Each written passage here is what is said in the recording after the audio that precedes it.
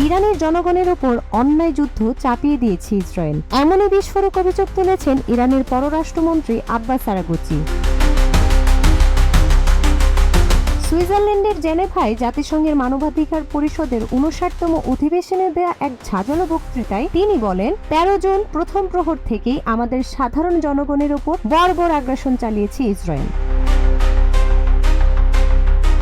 আরাগচির অভিযোগ, এই হামলা সরাসরি জাতিসংঘ সনদের 2-4 অনুচ্ছেদের লঙ্ঘন। বিশ্ববিদ্যালয়ের অধ্যাপক, ছুটিতে থাকা সেনা সদস্য, বিজ্ঞানী, এমনকি সাধারণ নাগরিকরাও এই আগ্রাসনের শিকার হয়েছেন।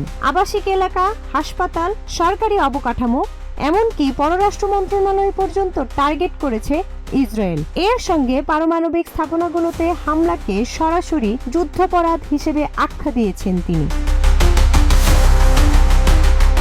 আরাগচি আরও জানান, 15 জুন যুক্তরাষ্ট্রের সঙ্গে একটি আশাব্যঞ্জক শান্তিপূর্ণ চুক্তির কথা ছিল, কিন্তু তার আগেই চালানো হয় এই আঘাত, যেটিকে তিনি কূটনীতির বিশ্বাসঘাতকতা এবং আন্তর্জাতিক আইনের ওপর নজিরবিহীন হামলা বলে উল্লেখ করেন।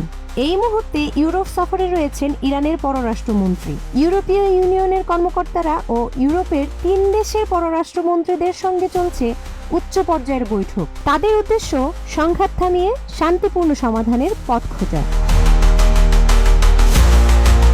এদিকে মার্কিন প্রেসিডেন্ট ট্রাম্প ইরানে হামলার পরিকল্পনায় অনুমোদন দিলেও এখনও চূড়ান্ত সিদ্ধান্ত নেননি। তবে তিনি জানিয়েছেন, আগামী 2 সপ্তাহের মধ্যে সিদ্ধান্ত জানাবেন। এখন প্রশ্ন, এই 2 সপ্তাহে কি কূটনীতি বাঁচবে, নাকি আরেকটি যুদ্ধের মঞ্চ প্রস্তুত হচ্ছে?